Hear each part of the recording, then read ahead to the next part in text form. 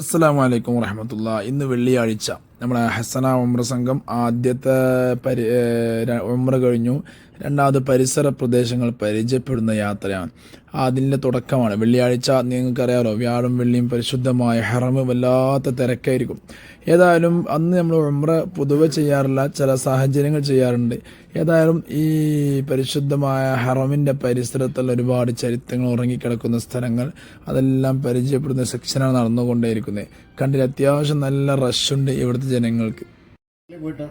ഈ കാണുന്നതാണ് ഹറമിലെ ഇമാമിങ്ങ് നിൽക്കുന്ന കൊട്ടാരം. ഹറമിൻ്റെ നേരെ മുറ്റത്ത് നിന്ന് ഈ കൊട്ടാറിലെ ഹറമിലെ ഇമാമും കൂടെ കൊട്ടാരാണ്. അങ്ങനെ മസ്ജിദുൽ ഹറാമിൻ്റെ മുമ്പിൽ നമ്മൾ ഹാജിമാരെല്ലാവരും എത്തി. പ്രഭാതം 7 മണിയാണ് സമയം. 7 മണിക്കുള്ള തിരക്ക് നോക്കുകൊണ്ടില്ലേ, അത്യാവശ്യം നല്ല റഷായിട്ടുണ്ട് നമ്മുടെ ഹാജിമാർ പോതിർത്തുള്ള. പിന്നെ വീഡിയോ ഒക്കെ എല്ലാവരും ശ്രദ്ധിക്കുക. വീഡിയോകളൊക്കെ നിങ്ങൾ എന്ത് ചെയ്യുക, ലൈക്ക് അടിക്കാൻ ശ്രമിക്കുക. അങ്ങനെ ആകുമ്പോൾ കൂടുതൽ പേരിലേക്ക് നമ്മൾ വീഡിയോകൾ എത്തുകയുള്ളൂ.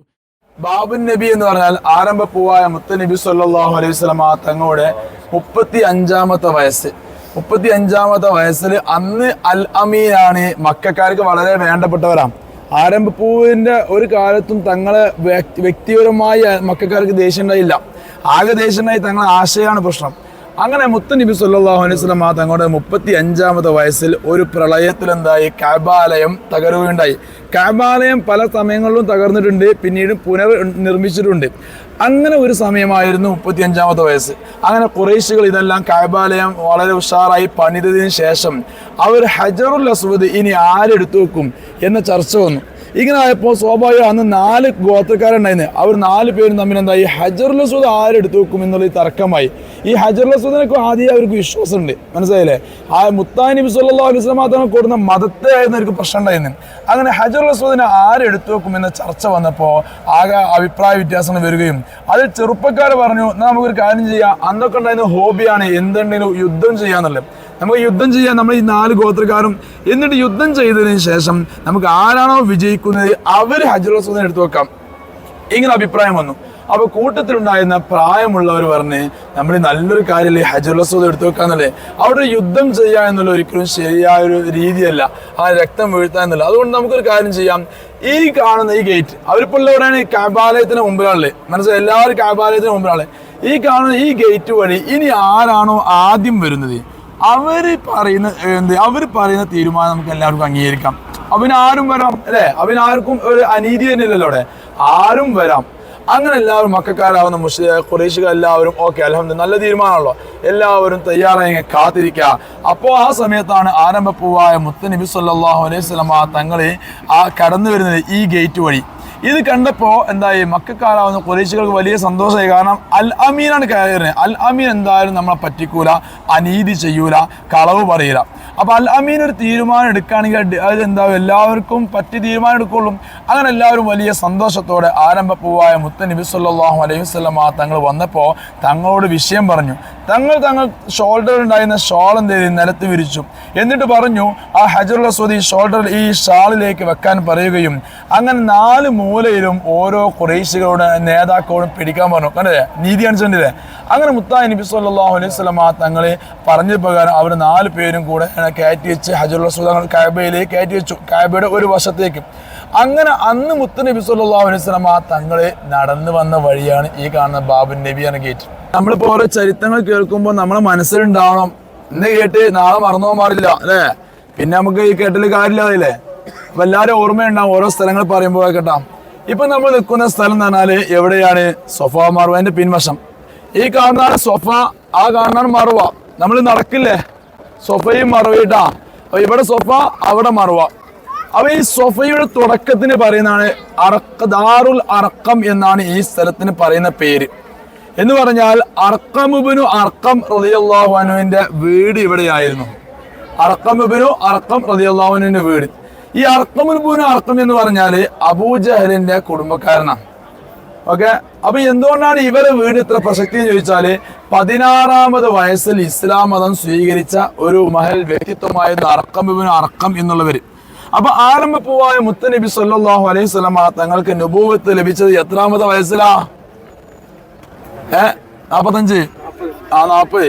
ഇപ്പൊ എത്ര പറഞ്ഞ മാരെ കുഴപ്പമൊന്നുമില്ല അല്ലെ, നമുക്ക് ഉമ്മാരും ഒക്കെ അല്ലേ, അത് ഒരാളെ അറിയാൻ പരീക്ഷിക്കാനില്ല. അതൊക്കെ നമുക്ക് സ്വന്തമായി നമുക്കും കൂടി എന്താണ് മനസ്സിലാവാനാണ്.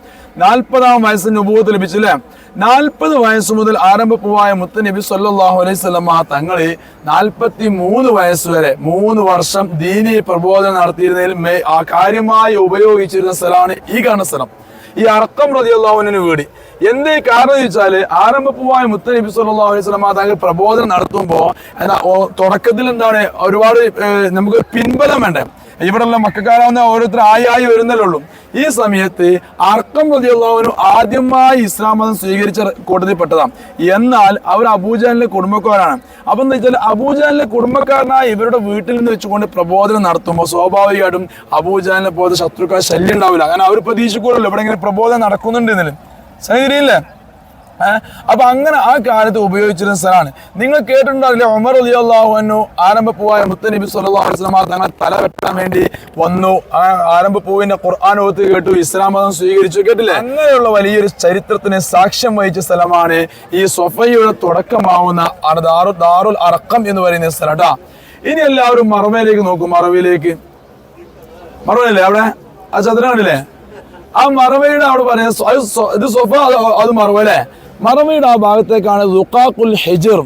ദുഖാഖുൽ ഹിജ്ർ എന്ന് പറഞ്ഞൊരു കല്ലുണ്ട് തന്നെ അവിടെ. ആ സ്ഥലത്തിന് പറയുന്ന മറ്റൊരു പേരാണ് ദുഖാഖുൽ ഹിജ്ർ. അവിടെ ഒരു കല്ലുണ്ടായിരുന്നു. ആ കല്ല് ആരംഭപ്പൂവായ മുത്ത് നബി സല്ലല്ലാഹു അലൈഹി വസല്ലം തങ്ങൾക്ക് 40-ാം വയസ്സിന് നുബുവത്ത് ലഭിച്ചു അല്ലേ. അതിനുശേഷമല്ലേ പ്രബോധനം തുടങ്ങുന്നത്. പക്ഷേ ഈ 40 വയസ്സിന് മുമ്പ് തന്നെ മുത്തായ നബി സല്ലല്ലാഹു അലൈഹി വസല്ലം തങ്ങളോട് അവിടുന്ന് ഒരു കല്ല് എപ്പോഴും സലാം പറയാറുണ്ടായിരുന്നു. അതുകൊണ്ട് ആ സ്ഥലത്തിന് പറയുന്ന പേരാണ് ദുഖാഖുൽ ഹിജ്ർ എന്നുള്ള പേര്. ഓക്കെ, ആ സംഭവം മനസ്സിലായില്ലേ. അപ്പോൾ അതുപോലെ തന്നെയാണ് ഒരു ചരിത്ര ഗ്രന്ഥങ്ങൾ ഒരിടത്ത് കാണാം ഈ സൊഫ മറവയുടെയും അതുപോലെ തന്നെ ഈ കാണുന്ന ബിൽഡിങ്ങിന്റെ ബാക്ക് വശമാണ് ജബൽ അബി ഖുബൈസ് പർവ്വതം. ഇത് രണ്ടിന്റെയും ഇടയിലായിരുന്നു നമ്മുടെ ഖദീജ ഉമ്മയുടെ വീട് ഉണ്ടായിരുന്നത് എന്നുള്ളതും ഒരു ചരിത്ര ഗ്രന്ഥങ്ങളിൽ കാണാം. ഇല്ലേ, എന്നാൽ ഞാൻ കുറച്ച് നടന്നീങ്ങ കുറച്ച് നടക്കുമ്പോൾ ഭാരമില്ല. ഇത് ദാറുൽ അർക്കം, അത് ദുഖാഖുൽ ഹിജ്ർ, ഇത് സൊഫ മറവ. ഓക്കെ, ബാബുസലാം അവിടെ താഴെ. ബാബുസലാം നമ്മൾ താഴ്വാൻ പരിചയപ്പെടുത്തും. കഅബാലയത്തിന് ഉൾവശത്ത് പോകുമ്പോൾ പർപ്പസ് മനസ്സിലായി, ഇതിന്റെ ലക്ഷ്യം മനസ്സിലായോ. എന്നാൽ നിങ്ങൾക്ക് നാട്ടിലുണ്ട കാണാൻ ആകാംക്ഷയോടെ കാത്തിക്കണേ നമ്മൾ നടക്കുന്ന ഓരോ യാത്രകളും മനസ്സിലായി. നിങ്ങൾ പിറ്റേ ദിവസം വിളിക്കുമ്പോൾ പറയും നിങ്ങളെ വിശേഷം പറയണ്ട, വിശേഷം ഞാൻ അറിഞ്ഞുകൊണ്ടിരിക്കുന്നുണ്ട്. ഇതെങ്ങനെ നമ്മൾ നേരെ അവർക്ക് എന്ത് ചെയ്യും, കാണാൻ കഴിയും. അതിനായിട്ടാ അതിന്റെ മെയിൻ ലക്ഷ്യം. പിന്നെ നമ്മൾ എന്ത് ചെയ്യുന്നു, ഇതൊക്കെ ഒരു അറിവ് മറ്റുള്ളവർ എത്തിക്കലല്ലേ. ഏതായാലും നമ്മളിപ്പോൾ ഉള്ള സ്ഥലം അല്ലാഹു അൽഹംദുലില്ലാ ജബൽ അബി ഖുബൈസ് എന്ന പർവ്വതമാണ് ആ കാണുന്നത്. ജബൽ അബി ഖുബൈസ്, ഈ കൊട്ടാരം നിൽക്കുന്നൊക്കെ ജബൽ അബി ഖുബൈസിന്റെ ഒരു ഭാഗങ്ങളാണ്. ജബൽ അബി ഖുബൈസ് എന്ന് പറഞ്ഞാല് വലിയ പരിശുദ്ധിയുള്ള ഒരു മലയാണ്. ജബൽ അബി ഖുബൈസിനെ കുറിച്ച് പറയുന്നിടത്ത് കാണാം ആരംഭപ്പൂവായ മുത്ത് നബി സല്ലല്ലാഹു അലൈഹി വസല്ലം തങ്ങളുടെ 40-ാം വയസ്സിൽ നുബുവത്ത് ലഭിച്ചു അല്ലെ. തങ്ങൾക്ക് 40 വയസ്സ് നുബുവത്ത് ലഭിച്ചതിന് ശേഷം 3 വർഷം ഞാൻ പറഞ്ഞു രഹസ്യ പ്രബോധനമായിരുന്നു. അങ്ങനെ അള്ളാഹുവിന്റെ ഓർഡർ പ്രകാരം 43-ാം വയസ്സ് വരെ ഞാൻ പറഞ്ഞു അവിടെ ഉണ്ടായിരുന്നത് അല്ലെ. അതിനുശേഷം ആരംഭപ്പൂവായ മുത്ത് നബി സല്ലല്ലാഹു അലൈഹി വസല്ലം തങ്ങളെ പ്രബോധനം പൊതു പ്രബോധനത്തിലേക്ക് വരാൻ. അങ്ങനെ വരാൻ സമയത്ത് ഈ ജബൽ അബി ഖുബൈസ് പർവ്വതത്തിൽ കയറിക്കൊണ്ട് മുത്തായ നബി സല്ലല്ലാഹു അലൈഹി വസല്ലം തങ്ങൾ മക്കക്കാരാവുന്ന ഖുറൈശികൾ എല്ലാവരും വിളിച്ചുകൂട്ടി. അതിൽ ആരൊക്കെയുണ്ട്? അബൂലഹബിനെ പോലുള്ള ആരംഭപ്പൂവിന്റെ ബാക്കിയുള്ള എല്ലാവരും ഉണ്ട്. അങ്ങനെ സ്വാഭാവികമാണ് ഒരു നാട്ടിൽ എല്ലാവരും അംഗീകരിക്കുന്ന ഒരു വ്യക്തി എല്ലാവരും വിളിക്കുമ്പോൾ എല്ലാവരും വരൂലേ, അത് സ്വാഭാവികമല്ലേ. അങ്ങനെ എല്ലാവരും ഈ മലയുടെ താഴ്വാരത്ത് നിൽക്കുന്ന സമയത്ത് ആരംഭപ്പൂവായ മുത്ത് നബി സല്ലല്ലാഹു അലൈഹി വസല്ലം തങ്ങൾ ആ മലയുടെ മുകളിൽ നിന്ന് പറയാണ്, ഖുറൈശിയോട് ചോദിക്കാണ്, ഈ മലയുടെ പിൻവശത്തു കൂടി വലിയൊരു ശത്രു സൈന്യം നമ്മളെ ആക്രമിക്കാൻ വരുന്നുണ്ടെന്ന് പറഞ്ഞാൽ നിങ്ങൾ വിശ്വസിക്കുമോ ചോദിച്ചു. അപ്പൊ സ്വാഭാവികമായിട്ടും എല്ലാവരും ഒറ്റ നാമത്തിൽ എന്തു പറഞ്ഞു അല്ലെ. അതായത് മുഹമ്മദ് നീ അൽ അമീനാണ് അല്ലെ. അൽ അമീൻ ആയതുകൊണ്ട് അൽ അമീൻ എന്തായാലും സത്യമല്ലാത്തൊന്നും പറയില്ല, അതുകൊണ്ട് നീ പറഞ്ഞ ഞങ്ങൾ വിശ്വസിക്കും എന്ന് പറഞ്ഞു. അപ്പാണ് ആരംഭപ്പൂവായ മുത്ത് നബി സല്ലല്ലാഹു അലൈഹി വസല്ലം തങ്ങൾ പറഞ്ഞത്, അപ്പൊ ഞാൻ പറഞ്ഞാൽ നിങ്ങൾ വിശ്വസിക്കും, നിങ്ങൾ ഓക്കെ പറഞ്ഞേ. അങ്ങനെയാണെങ്കിൽ ഈ മലയുടെ അപ്പുറത്തുനിന്ന് ശത്രു സൈന്യം വരുന്നില്ല. അതേ സമയത്ത് നമ്മൾ മനസ്സിലാക്കേണ്ട കാര്യം, നമ്മളെല്ലാവരും ഇന്ന് ആരാധിക്കുന്ന ബിംബങ്ങളെല്ലാണ്ടല്ലോ, ബിംബങ്ങളെ ബഹുദൈവ ആരാധന, അതെല്ലാം നമുക്ക് അപകടങ്ങളുള്ളതാണ്. ഏകവനായ അള്ളാഹുവിലേക്ക് നമ്മളെല്ലാവരും മടങ്ങണം. ഞാൻ അള്ളാഹുവിന്റെ ദൂതനാണ്. ഇങ്ങനെയുള്ള നമ്മുടെ ഇസ്ലാമിന്റെ പ്രചരണം മാത്രമേ ആരംഭപ്പുവായ നബി സല്ലല്ലാഹു അലൈഹി വസല്ലം തങ്ങൾ പറഞ്ഞിട്ടുള്ളൂ. ഇതങ്ങോട്ട് പറഞ്ഞപ്പോഴാണ് അബൂ ലഹബ് എന്നുള്ളവര് തബ്ബൻ ലക യാ മുഹമ്മദ്, ഇതിനു വേണ്ടിയാണ് മുഹമ്മദ് നീ ഞങ്ങളെ കൊണ്ടുവന്ന് ഇങ്ങോട്ട്, നീക്കെന്താ വട്ടുണ്ടോ എന്ന രൂപത്തിൽ എന്തായി ആരംഭപ്പുവായ മുത്ത് നബി സല്ലല്ലാഹു അലൈഹി വസല്ലം തങ്ങളെ വളരെ മോശമായ രീതിയിൽ പ്രയോഗിച്ചു. അപ്പോഴാണ് ഖുർആനിലെ ആയത്തിറങ്ങി, ഖുർആനിലെ സൂറത്തിറങ്ങി, തബ്ബത് യദാ ബിസ്മില്ലാഹിർ റഹ്മാനിർ റഹീം തബ്ബത് യദാ അബീ ലഹബിൻ വതബ്ബ് മാ അഗ്നാ അൻഹു മാലുഹു വമാ കസബ സയസ്ലാ നാറൻ ദാത ലഹബ് വംറഅതു ഹമ്മാലത്തുൽ ഹതബ് ഫീ ജിദിഹാ ഹബ്ലുൻ മിൻ മസ്. എല്ലാം ഈ അബൂ ലഹബിനെ കുറിച്ചാണ് പറയുന്നത്. എന്താ അറിയോ, ആകസാരം പറഞ്ഞാല് ഈ അബൂ ലഹബ് എന്നുള്ളവരെന്താണ്, നശിക്കപ്പെട്ടവരാണ്, അവരുടെ സമ്പാദ്യം നശിക്കപ്പെട്ടവരാണ്, അവരുടെ കുടുംബം നശിക്കപ്പെട്ടവരാണ്. കുടുംബം വെച്ചാൽ അവരുടെ മക്കൾ അങ്ങനെ ഇടാം. അവ ചുരുക്കി പറഞ്ഞാൽ അപ്പോ ഇറങ്ങിയ ആ ഖുർആനിലെ ആയത്താണ് തബ്ബത്ത് എന്നുള്ള ആ സൂറത്ത് ഇടാം. അങ്ങനെ മുത്തായി നബി സല്ലല്ലാഹു അലൈഹി വസല്ലം തങ്ങൾ ഇത് പറയുന്നതോടെ അന്നു മുതൽ ആരംഭപ്പൂവായ തങ്ങൾക്ക് ശത്രുക്കളെ ശക്തി, അതായത് ആ മക്കക്കാരുടെ ശല്യം തുടങ്ങി. അതുവരെ സ്നേഹിച്ചിരുന്ന, അതുവരെ അൽ അമീനായെന്ന് കണ്ടിരുന്ന ആരംഭപ്പൂവിനെ അന്നു മുതൽ അവരെല്ലാവരും പല രൂപത്തിലും വേദനിപ്പിക്കാൻ തുടങ്ങി. തങ്ങൾക്ക് സഹിക്കാവുന്നതിൽ അപ്പുറവും തങ്ങളെ പല രൂപത്തിലായിക്കൊണ്ട് എന്തായി തങ്ങളെ വേദനിപ്പിച്ചവർ. അങ്ങനെ മുത്തുനബി സല്ലല്ലാഹു അലൈഹി വസല്ലം തങ്ങളെ വേദനിപ്പിച്ച ചരിത്ര ഗ്രന്ഥങ്ങളിൽ കാണാം. ഒരിടത്ത് മുത്തായി നബി സല്ലല്ലാഹു അലൈഹി വസല്ലം തങ്ങളുടെ 2 പെൺമക്കളുണ്ടായിരുന്നു. ആ പെൺമക്കളെ വിവാഹം കഴിഞ്ഞിരുന്നു.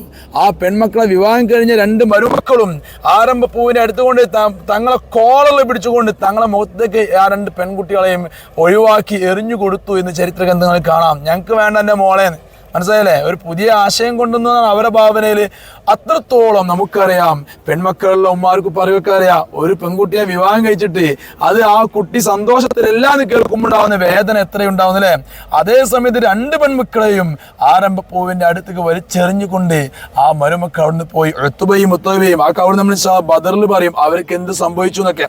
ചുരുക്കി പറഞ്ഞാൽ അങ്ങനെ മുത്തുനബി സല്ലല്ലാഹു അലൈഹി വസല്ലം തങ്ങളെ വളരെയധികം വേദനിപ്പിച്ച ഒരു സംഭവം നടന്നതിന് തുടക്കം കുറിച്ചതാണ് ഈ ജബൽ അബി ഖുബൈസ് പർവ്വതം എന്നുള്ളത്.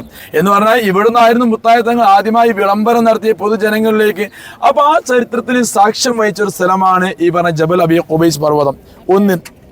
രണ്ടാമത്, ഈ ജബൽ അബി ഖുബൈസ് എന്ന പർവ്വതത്തിന്റെ മുകളിലായിരുന്നു ഞാൻ പറഞ്ഞല്ലോ എന്ത് പരിശുദ്ധമായ കഅബാലയം പല സമയത്തും വെള്ളപ്പൊക്കം ഉണ്ടാകുമ്പോഴൊക്കെ എന്തായാലും തകർന്നിട്ടുണ്ട്. അങ്ങനെ തകരുന്ന സമയത്ത് ഈ ആ പരിശുദ്ധമായ കഅബാലയത്തിലുള്ള ഹജറുൽ അസ്വദ്, മഖാമു ഇബ്രാഹിം, ഇത് രണ്ടും സ്വർഗത്തിൽ കൊണ്ടുവന്ന കല്ലാണ്. മഖാമു ഇബ്രാഹിമിനെ കുറിച്ച് പറയുമ്പോൾ ഇൻഷാ അല്ലാഹ് വിശദീകരിക്കാം. ഹജറുൽ അസ്വദിനെ പോലെ എല്ലാം സൂക്ഷിക്കാൻ വേണ്ടി ഉപയോഗിച്ചിരുന്നതായിരുന്നു ഈ ജബൽ അബി ഖുബൈസ് പർവ്വതത്തിന്റെ മുകൾ. അതുപോലെ തന്നെയാണ് ആരംഭപ്പൂവായ മുത്തുനബി സല്ലല്ലാഹു അലൈഹി വസല്ലം തങ്ങള് നമ്മളെല്ലാവരും കേട്ടിട്ടുണ്ടാവും, ചന്ദ്രനെ 2 പിളർപ്പായി കൊണ്ട് മുഅ്ജിസത്ത് കാണിച്ചു പറഞ്ഞില്ലേ? കേൾക്കാൻ പറ്റില്ലേ? നീ കേട്ടില്ലെങ്കിൽ കേട്ടെന്ന് പറഞ്ഞാൽ സഹകരിച്ചാൽ മതി. കേട്ടില്ലേ? കേട്ടില്ലേ? എല്ലാവരും മദ്രസ പഠിച്ചല്ലേ? അപ്പൊ അന്ന് ആ ഒരു സംഭവം ആരംഭപ്പൂവായ മുത്തുനബി സല്ലല്ലാഹു അലൈഹി വസല്ലം തങ്ങൾ കാണിച്ച ഈ ജബൽ അബി ഖുബൈസ് പർവ്വതത്തിൽ വെച്ചുകൊണ്ടായിരുന്നു.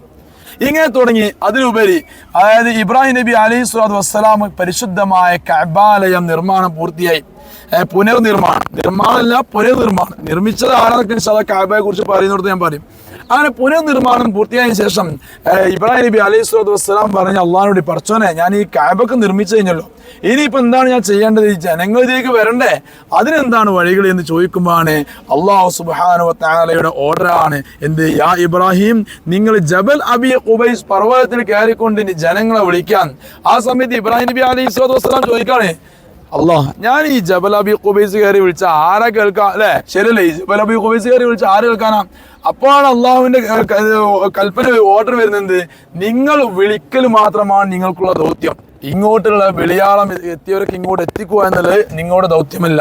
മനസ്സിലായില്ലേ?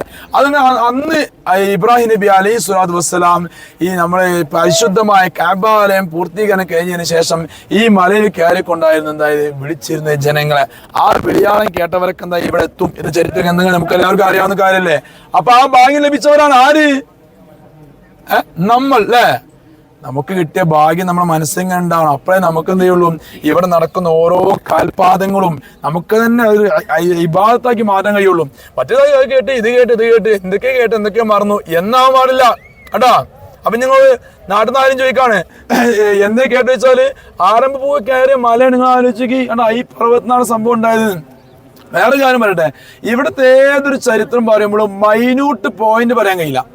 ഇന്നുണ്ടല്ലോ കറക്റ്റ് ആണെന്ന് വെച്ചാൽ ഇതിൽ ഈ പർവ്വതന്നേ പറയേണ്ടുള്ളൂ. കാരണം ഇതൊക്കെ എന്താ ഈ ബിൽഡിംഗ് വന്നില്ല, ഇവിടെ കൊട്ടാരെല്ലാം വന്നില്ലേ. അപ്പൊ ഉള്ളി കയറിയ മലയാണ് ഇത് കേട്ടാ.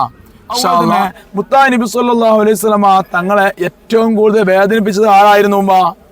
വാക്കാലുറുമ അബൂജഹൽ. എന്താ നിന്റെ അഭിപ്രായ വ്യത്യാസം ഉണ്ടോ? അല്ലേ? അപ്പൊ മുത്താ നബി സല്ലല്ലാഹു അലൈഹി വസല്ലമ തങ്ങളെ ഏറ്റവും കൂടുതൽ വേദനിപ്പിച്ചത് അബൂജഹലായിരുന്നു അല്ലെ. തങ്ങളെ പല കോലത്തിന് വേദനിപ്പിച്ചത് ഇൻഷാ അല്ലാഹ് ബദർ യുദ്ധത്തിലൊക്കെ പറയാം കേട്ടാ. അപ്പൊ മുത്തനബി സല്ലല്ലാഹു അലൈഹി വസല്ലമ തങ്ങളെ ഏറ്റവും കൂടുതൽ വേദനിപ്പിച്ചത് കൊണ്ട് തന്നെ അബൂജഹലിന്റെ വീട് നിന്നിരുന്ന സ്ഥലമാണ് ഈ കാണുന്ന സ്ഥലം. അതായത് ഈ കാണുന്ന സ്ഥലം. അവിടുന്ന് എഴുതിച്ച് കാണങ്ങൾ എന്തെങ്കിലും എന്താ എഴുതിച്ച്? ആർക്കാ ദീർഘവീക്ഷണമുള്ളവര്? Men's toilet. ഇന്നത് ബാത്റൂം ആയിട്ടാണ് ഉപയോഗിക്കണത്. മനസ്സിലായില്ലേ? ഉമ്മ കണ്ട നടക്കുമ്പോ ഉമ്മ കാണിച്ചു കണ്ട. അപ്പൊ ഇന്ന് അതാണ് പുരുഷന്മാരുടെ ബാത്റൂം ആയിട്ടാണ് ഉപയോഗിക്കുന്നത്. അതായത് മുത്തനബി സല്ലല്ലാഹു അലൈഹി വസല്ലമ തങ്ങളെ ഏറ്റവും കൂടുതൽ വേദനിപ്പിച്ച അബൂജഹലിന്റെ വീട് നീന്ന സ്ഥലം. അപ്പൊ നമ്മളിപ്പോ ഉള്ളത് അബൂജഹലിന്റെ വീട് ഉണ്ട് അല്ലെ. അപ്പൊ നമ്മൾ അബൂജഹലിന്റെയും ആരംഭപ്പൂവിന്റെയും വീടുകൾ തമ്മിലുള്ള മാറ്റം തങ്ങൾ ജനിച്ച വീടാണ് കാണുന്നത്. മക്കത്തുൽ മുക്കറമ.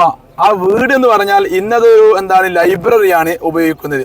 തങ്ങൾ ജനിച്ചിരുന്ന സ്ഥലം അതാ ഉദ്ദേശിക്കുന്നത് കേട്ടോ. ആരംഭപ്പൂവ് ജനിച്ച സ്ഥലമാണ്. മനസ്സിലായി? അത് കാണാൻ അള്ളാഹു നമ്മൾ കണ്ണുകൊണ്ട് ഭാഗ്യുന്നില്ലേ? അൽഹംദുലില്ലാഹ്. അള്ളാഹു ആ ഭാഗ്യം ഇനി നിലനിർത്തട്ടെ. ഇപ്പൊ ഞങ്ങൾ മുത്തിന്റെ സന്തോഷമല്ലേ കേട്ടെ. ഇനി നമുക്ക് ചെറിയൊരു മുത്താ നബി സല്ലല്ലാഹു അലൈഹി വസല്ലം തങ്ങൾ ചരിത്രം ഉറങ്ങി കിടക്കുന്ന മലയാണ് ആ കാണുന്ന മല. ആ കാണുന്ന ശിഅബ് അബി ത്വാലിബ് മലഞ്ചെരുവ് കേട്ടോ. എന്താണ് ഈ ശിഅബ് അബി ത്വാലിബ് മലഞ്ചെരുവ് എന്ന് വെച്ചാൽ ആരംഭപ്പൂവായ മുത്തനബി സല്ലല്ലാഹു അലൈഹി വസല്ലം തങ്ങളുടെ പ്രബോധനം തുടങ്ങി ആ ചർച്ചകളില്. അപ്പൊ ഇവിടുന്ന് പ്രബോധനം തുടങ്ങിയില്ലേ, അന്ന് മുതൽ മുത്താ നബി സല്ലല്ലാഹു അലൈഹി വസല്ലം തങ്ങൾക്ക് ശത്രുക്കളുടെ ശല്യം സഹിക്കാൻ കഴിയാത്ത കോലത്തിൽ അത്രത്തോളം തങ്ങളെ വേദനിപ്പിക്കുകയുണ്ടായി. എന്നിട്ടും മുത്താ നബി സല്ലല്ലാഹു അലൈഹി വസല്ലം തങ്ങളുടെ പ്രബോധനത്തിൽ നിന്ന് ഒരു തുള്ളി പോലും പിന്മാറുന്നില്ല. മനസ്സിലായില്ലേ? അങ്ങനെ ആ രൂപത്തിൽ മുത്തനബി സല്ലല്ലാഹു അലൈഹി വസല്ലം തങ്ങൾ പ്രബോധനം തുടർന്നപ്പോ തങ്ങളുടെ പ്രബോധനവും ആശയവും ആദർശവും ശൈലിയും സ്നേഹവും എല്ലാം ഈ മക്കക്കാരാവുന്ന മുശ്രിക്കുകൾക്ക് പലർക്കും ഇഷ്ടപ്പെട്ടത് കാരണം അവർ പലരുമായിക്കൊണ്ട് ഇസ്ലാം മതം സ്വീകരിക്കുകയുണ്ടായി. അപ്പൊ ഇതിങ്ങനെ കാണാൻ ആര്? അബൂജഹൽ. അങ്ങനെ പലരുമായി ഇസ്ലാം മതം സ്വീകരിക്കുകയുണ്ടായപ്പോ ഈ അബൂജഹലിനെ കൂട്ടി കൊണ്ടപ്പോ എങ്ങനെ ഇനി ഇവിടുന്ന് മുഹമ്മദിനെ തുരത്തി ഓടിക്കാം, ഇതായിരുന്നു അവർ ചർച്ച. ആദ്യം മുത്താ നബി സല്ലല്ലാഹു അലൈഹി വസല്ലം തങ്ങളെ കൊല്ലാമെന്ന ചർച്ചകളെല്ലാം ഇൻഷാ അല്ലാഹ് നമുക്ക് അടുത്ത് പറയാം. ഇവിടെ മുത്താ നബി സല്ലല്ലാഹു അലൈഹി വസല്ലം തങ്ങളെ എങ്ങനെ ഇവിടുന്ന് മുഹമ്മദിനെ എന്ത് ചെയ്യണം, ഇവിടുന്ന് ഇല്ലാതാക്കാം. അങ്ങനെ ചർച്ച വന്നപ്പോ ഒരു ടീം പറഞ്ഞു നമുക്ക് മുഹമ്മദ് ഇവിടെ നാട് കയറ്റി വിടാം. നാട് കയറ്റി കഴിഞ്ഞാൽ എന്താ ഉപയോഗിക്കാം, ഇവിടുന്ന് പോകില്ല, പിന്നെ നമുക്ക് ശല്യമല്ലോ. അപ്പൊ അതിൽ പലരും പറഞ്ഞു നാട് കയറ്റി കഴിഞ്ഞാൽ കാര്യം നടക്കൂല. എന്താ കാരണം? മുഹമ്മദ് കഴിഞ്ഞാൽ അവിടെ പോയി അവിടെയും പ്രബോധനം നടത്തും, എന്നിട്ട് അവിടുന്ന് ഒരു സംഘത്തെ കൂടി ഇങ്ങോട്ടൊന്ന് വരും. അപ്പൊ അതും നമുക്ക് ഭാരമാണ്. അതുകൊണ്ട് തന്നെ മുഹമ്മദ് നാട് കയറ്റുക കടത്തുക എന്നുള്ളതല്ല പ്രായോഗികമായ കാര്യമല്ല. അപ്പൊ മുഹമ്മദ് എന്ത് ചെയ്യണം, മൊത്തത്തിൽ ഇല്ലാതെയാക്കണം. അതിനെന്താണ് പരിഹാരം? അങ്ങനെയുള്ള ചർച്ചയിൽ തെളിഞ്ഞു വന്ന ഒരു സംഭവമാണ് മുഹമ്മദിനെയും കൂട്ടരെയും ബഹിഷ്കരിക്കുക എന്നുള്ളത്. അങ്ങനെ മുത്താ നബി സല്ലല്ലാഹു അലൈഹി വസല്ലം തങ്ങൾ നമ്മളിത് മനസ്സിലിങ്ങനെ മുത്തനബി ഇങ്ങനെ കൊണ്ടുവരാം. അപ്പോൾ നമുക്ക് ഇത് കേൾക്കുമ്പോൾ റിയാലിറ്റി ഫീൽ കിട്ടാം. മുത്തനബി സല്ലല്ലാഹു അലൈഹി വസല്ലം തങ്ങളും കൂടെ ഉണ്ടായിരുന്ന അല്പം സ്വഹാബത്തും അവരോട് മക്കക്കാരാവുന്ന ഖുറൈശികൾ പറഞ്ഞു, മുഹമ്മദേ ഒന്നിരിക്കെ നീ നിന്റെ പ്രബോധനം നിർത്താം, എന്നിട്ട് നമ്മളെ കൂടെ നമുക്ക് നിന്നോട് വ്യക്തിപരമായ ദേഷ്യമൊന്നുമില്ല, അത് ഉറപ്പാണ്. ഒരു കാലത്തും മുത്ത് ഒരാളെ വേദനിപ്പിച്ചില്ല. മനസ്സിലായില്ലേ? ഒരാളെ വാക്കുകൊണ്ടോ പ്രവർത്തിക്കൊണ്ടോ വേദനിപ്പിച്ചില്ല. അപ്പൊ അങ്ങനത്തെ ഒരു ദേഷ്യമില്ല, ഞങ്ങളെ കൂടെ അല്ല. അതിനു വേണ്ടി നിങ്ങൾക്ക് വേണമെങ്കിൽ ഞങ്ങൾ എന്ത് ചെയ്യാം, മക്കയിൽ ഏറ്റവും വലിയ സുന്ദരികളായ സ്ത്രീകളെ ഞങ്ങൾ തരാം. അല്ലെ മക്കയിൽ ഒരുപാട് സമ്പാദ്യമാണോ നിനക്ക് ആവശ്യം, അത് ഞങ്ങൾ തരാം, അതൊക്കെ ഞങ്ങൾ തരാം. നീ നിന്റെ പ്രബോധനം നിർത്തണം, അല്ലെങ്കിൽ നിങ്ങൾ മക്കക്കാരെല്ലാവരും നിന്നെ ബഹിഷ്കരിക്കുന്നതായിരിക്കും എന്ന് പറഞ്ഞു. ആരംഭപ്പൂവായ മുത്തനബി സല്ലല്ലാഹു അലൈഹി വസല്ലം തങ്ങൾ പറഞ്ഞു, ഞാൻ എൻ്റെ റബ്ബിന്റെ ദീന് പ്രബോധിക്കാൻ വന്നതാണ്. അപ്പൊ എനിക്ക് മുമ്പിൽ എന്തെല്ലാം ഓഫറുകൾ ലഭിച്ചാലും ഇസ്ലാം എന്ന മതത്തിൽ നിന്ന് പിന്മാറിയുള്ള യാതൊരു ചർച്ചയും ഇല്ല. അങ്ങനെ മുത്തുനബി സല്ലല്ലാഹു അലൈഹി വസല്ലമ തങ്ങൾ മക്കക്കാരാവുന്ന ഖുറൈശികൾ എല്ലാവരും കൂടെ ബഹിഷ്കരിക്കണം. തങ്ങളെയും സ്വഹാബത്തിനെയും ബഹിഷ്കരിച്ചപ്പോൾ തങ്ങളും സ്വഹാബത്തും 3 വർഷത്തോളം പട്ടിണി കിടന്ന മലഞ്ചെരുവാണ് പ്രിയമുള്ളവരെ ശിഅബ് അബീ ത്വാലിബ് മലഞ്ചെരുവ്. എങ്ങനെയായിരുന്നു ആ പട്ടിണി കിടന്നത് എന്നുള്ളത് പറയുന്നത് കാണാം. ഈ നാട്ടിൽ നിന്നൊരു മാർക്കറ്റിൽ നിന്നും തങ്ങൾക്കും സ്വഹാബത്തിനും ഒന്നും തന്നെ ലഭിക്കുകയില്ല. ഒന്നാമത് പട്ടിണിയാണ്. രണ്ടാമത് ഈ മക്കക്കാരാവുന്ന ഒരാളും തങ്ങളോടും സ്വഹാബത്തിനോടും ഒരു കമ്പനിക്കും ബന്ധത്തിനും പോകാൻ പാടില്ല. ആരെങ്കിലും പോയാൽ അവർ മുഹമ്മദിന്റെ കൂടെ നിൽക്കാൻ, ഇങ്ങോട്ട് പിന്നെ പോകാൻ പറ്റൂല. ഈ രൂപത്തിൽ മുത്തായ നബി സല്ലല്ലാഹു അലൈഹി വസല്ലം തങ്ങളുടെ റേഷൻ മുടക്കി, ഭക്ഷണ പദാർത്ഥങ്ങൾ മുടക്കി, അതുപോലെ തന്നെ പാനീയങ്ങൾ മുടക്കി. എല്ലാവരും വല്ലാത്ത വിഷമത്തിലായി. നിങ്ങളൊന്ന് ചിന്തിച്ചു നോക്കൂ. എന്നിട്ടും ആരംഭപ്പുവായ മുത്ത് നബി സല്ലല്ലാഹു അലൈഹി വസല്ലം തങ്ങളും സ്വഹാബത്തും ദീനീ പ്രബോധനത്തിൽ നിന്ന് ഒരു അണുമണി തൂക്കം പോലും പിന്മാറിയില്ല. അങ്ങനെ ദിവസങ്ങൾ കഴിഞ്ഞു, മാസങ്ങൾ കഴിഞ്ഞു, വർഷങ്ങൾ കഴിഞ്ഞു. 1 കഴിഞ്ഞു, 2 കഴിഞ്ഞു, 3 കഴിഞ്ഞു. എത്രത്തോളം ചോദിച്ചാൽ അവരുടെ ആരംഭപ്പൂവായ മുത്ത് നബി സല്ലല്ലാഹു അലൈഹി വസല്ലം തങ്ങളുടെ എല്ലാമായിരുന്ന പ്രിയതമ ഖദീജ ഉമ്മക്ക് ഇത് കണ്ടിട്ട് സഹിക്കുന്നില്ല. സ്വാഭാവികമല്ലേ, ഒരു ഭർത്താവിന്റെ ഇങ്ങനെ ഒരു പരീക്ഷണം ഉണ്ടാവുമ്പോ ഏതൊരു ഭാര്യക്കും അതിൻ്റെതായ വിഷമം ഉണ്ടാവില്ലേ? അങ്ങനെ ഖദീജ ഉമ്മ ഒരിക്കൽ ഭക്ഷണം കൊണ്ട് പോകുമ്പോ ഖദീജ ഉമ്മാനോട് ഈ മക്കാർ പറഞ്ഞ ഒന്നിരിക്കാണ്ട് പോയിക്കോ, കുഴപ്പമില്ല, പക്ഷെ പോയി കഴിഞ്ഞാൽ പിന്നെ ഇങ്ങോട്ട് തിരിച്ചു വരാൻ പറ്റൂല. അങ്ങനെ മുത്ത് നബി സല്ലല്ലാഹു അലൈഹി വസല്ലം തങ്ങളെ ചാരത്തേക്ക് ഖദീജ ഉമ്മ എന്ന് പറഞ്ഞാൽ ഈ മക്കയിലെ കുലീനയായ വൻ സാമ്പത്തികമുള്ള ഒരു സ്ത്രീയാണ്. ഖദീജ ഉമ്മക്ക് യാതൊരു വിലക്കില്ലായിരുന്നു. പക്ഷേ എന്റെ ഹബീബ് അവിടെ പട്ടിണി കിടക്കുമ്പോ ഞാൻ ഈ നാട്ടിൽ സുഖിച്ച് ജീവിക്കുകയില്ല എന്ന ഒരേ ഒരു നീയത്തോടെ ദീനിന് വേണ്ടി ഖദീജ ഉമ്മ ആ ശിഅബ് അബീ ത്വാലിബ് മലഞ്ചെരുവിലേക്ക് പോയി. അങ്ങനെ ആരംഭപ്പൂവായ തങ്ങളെ കൂടെ അങ്ങനെ 3 വർഷമായപ്പോഴാണ് ഒരു കച്ചവട സംഘം മക്കയിലേക്ക് പുറമെന്ന് വരുന്നത്. അങ്ങനെ കച്ചവട സംഘം വരുമ്പോഴാണ് ശിഅബ് അബീ ത്വാലിബ് മലഞ്ചെരുവിന്റെ താഴ്വാരത്തെത്തിയപ്പോ കുട്ടികളെല്ലാവരുടെയും കരച്ചിൽ കേൾക്കുന്നത്. ഇത് കേട്ടപ്പോൾ അവർ നോക്കിയപ്പോൾ കുറെ കുട്ടികളുണ്ട്. അതുപോലെ തന്നെ മുത്തായ നബി സല്ലല്ലാഹു അലൈഹി വസല്ലം തങ്ങളും സ്വഹാബത്തും ഉണ്ട്. എല്ലാവരും ക്ഷീണിച്ചവരാണ്. എത്രത്തോളം ചോദിച്ചാൽ ഭക്ഷണം ലഭിക്കാത്തതിന്റെ പേരിൽ ആരംഭപ്പൂവായ മുത്ത് നബി സല്ലല്ലാഹു അലൈഹി വസല്ലം തങ്ങളും സ്വഹാബത്തും കഴിച്ചിരുന്നത് ഈ മരത്തിലെ ഇലകളും കനികളുമായിരുന്നു അത്രേ. എന്തിനു വേണ്ടി? നമുക്ക് ഈ പുണ്യമായ ദീന് ഈ രൂപത്തിലേക്ക് നമുക്ക് തരാൻ വേണ്ടി അവരെടുത്ത കഷ്ടപ്പാടുകളാണ് പ്രിയമുള്ളവരെ. അങ്ങനെ മരത്തിലെ ഇലകളും കായ്കളും കനികളും അവിടെ ഉണ്ടായിരുന്ന അരുവിലെ വെള്ളവും മാത്രം കുടിച്ചുകൊണ്ടായിരുന്നു 3 വർഷം സ്വഹാബത്തും മുത്തായ നബി സല്ലല്ലാഹു അലൈഹി വസല്ലം തങ്ങളും ജീവിതം മുന്നോട്ട് കൊണ്ടുപോയത്. അവിടെ ചരിത്ര ഗ്രന്ഥങ്ങളിൽ കാണാം, ആ സമയത്ത് സ്വഹാബത്ത് കാഷ്ടിച്ചിരുന്നത് ആട്ടും കാഷ്ടം പോലെ ആയിരുന്നു. നിങ്ങളൊന്ന് ചിന്തിച്ചു, ആ രംഗപത്രത്തോളം ഉണ്ടായിരിക്കുന്നുള്ളേ. അത്രത്തോളം അവർ ക്ഷമിച്ചു, സഹിച്ചു. എന്നിട്ടും അവർ ശതമാനം പിന്മാറിയില്ല. ആരംഭപ്പൂവെങ്ങാനും പിന്മാറിയിട്ടുണ്ടെങ്കിൽ ഇവിടെ എല്ലാ ഓഫറുണ്ട്. അല്ലാതെ വ്യക്തിപരമായി അവർ മുടക്കിയില്ലല്ലോ, അവരുടെ ആശയത്തെ ആയിരുന്നു മുടക്കിയിരുന്നത്. അങ്ങനെ മക്കയിലേക്ക് വന്ന കച്ചവട സംഘം ഇത് കണ്ടപ്പോ ആ കുട്ടികളൊക്കെ കരച്ചിൽ കേട്ടപ്പോൾ അവർക്ക് സഹിച്ചില്ല. അവരുടെ മക്കയിൽ വന്ന് പറഞ്ഞു, സംഗതി മുഹമ്മദും കൂട്ടരും അങ്ങനെയൊക്കെ ആണെങ്കിലും നിങ്ങളുടെ ഈ ഒരു ഉപരോധം നിങ്ങൾ എന്ത് ചെയ്യണം, അത് പിൻവലിക്കണം. ഇത്രയൊക്കെ ഒരാളോട് ചെയ്യാവുന്ന ലിമിറ്റേഷൻ ഇല്ലേ? അങ്ങനെ അവരുടെ ആ ഒരു റിക്വസ്റ്റ് പ്രകാരം ആരംഭപ്പൂവായ മുത്ത് നബി സല്ലല്ലാഹു അലൈഹി വസല്ലം തങ്ങൾക്കും സ്വഹാബത്തിനും ഉണ്ടായിരുന്ന ആ വിലക്ക് അതങ്ങ് പിന്മാറുകയും അങ്ങനെ മുത്തായ നബി സല്ലല്ലാഹു അലൈഹി വസല്ലം തങ്ങളും സ്വഹാബത്തും ഇങ്ങനെ നമ്മുടെ നാട്ടിലേക്ക് ഇറങ്ങുകയും ചെയ്തു എന്ന് ചരിത്ര ഗ്രന്ഥങ്ങളിൽ കാണാം. അതിനുശേഷം അധികം വിഴുകാത്ത ഒരു ദിവസം ആരംഭപ്പൂവിന്റെ എല്ലാമായിരുന്ന ഒരു ഉമ്മയും ഒരു സഹോദരിയും ഒരു ഭാര്യയും കൂടെ എല്ലാം ഒരുപോലെ ഉണ്ടായിരുന്ന ഒരാളായിരുന്നു ഖദീജ ഉമ്മ എന്നുള്ളത്. ഒരു ഉമ്മ, ഭാര്യ മാത്രമല്ല, ഖദീജ ഉമ്മ എന്നുള്ളത് ആരംഭപ്പൂവിന് ഉമ്മയും കൂടെ ആയിരുന്നു. എന്ന് പറഞ്ഞാൽ ഉമ്മയുടെ സ്ഥാനത്ത് നിൽക്കാൻ ഖദീജ ഉമ്മക്ക് കഴിവുണ്ട്. അതുപോലെ തന്നെ ഒരു സഹോദരിയുടെ സ്ഥാനത്ത് നിൽക്കാൻ ഖദീജ ഉമ്മക്ക് കഴിവുണ്ട്. അതാണ് ഖദീജ ഉമ്മയോടായിരുന്നല്ലോ ആരംഭപ്പൂവായ മുത്ത് നബി സല്ലല്ലാഹു അലൈഹി വസല്ലം തങ്ങൾക്ക് ഏറ്റവും കൂടുതൽ മഹബത്ത് ഉണ്ടായിരുന്നത്. അപ്പൊ ഖദീജ ഉമ്മ ഈ ലോകത്തോട് വിട പറഞ്ഞു. അതോടെ മുത്ത് നബി സല്ലല്ലാഹു അലൈഹി വസല്ലം തങ്ങൾക്ക് ഏറ്റവും കൂടുതൽ വിഷമം അനുഭവിച്ച വർഷമായി. അതുകൊണ്ട് തന്നെ ആ വർഷത്തെ കുറിച്ച് പറയുന്നതാണ് ആമുൽ ഹുസ്ൻ. ആരംഭപ്പൂവായ മുത്ത് നബി സല്ലല്ലാഹു അലൈഹി വസല്ലം തങ്ങൾ ഏറ്റവും കൂടുതൽ വേദന അനുഭവിച്ച വർഷം എന്നുള്ളത്. അങ്ങനെ മുത്ത് നബി സല്ലല്ലാഹു അലൈഹി വസല്ലം തങ്ങൾ ഖദീജ ഉമ്മയുടെ ജനാസ ഖബറടക്കുമ്പോ ഖദീജ ഉമ്മ അടുത്ത് അടുത്ത് വന്നുകൊണ്ട് തങ്ങൾ കരഞ്ഞുകൊണ്ട് പറയാ, എന്റെ ഖദീജ അവളുടെ സൗന്ദര്യം മുഴുവൻ അവൾ ചെലവഴിച്ചത് ദീനിന് വേണ്ടിയായിരുന്നു.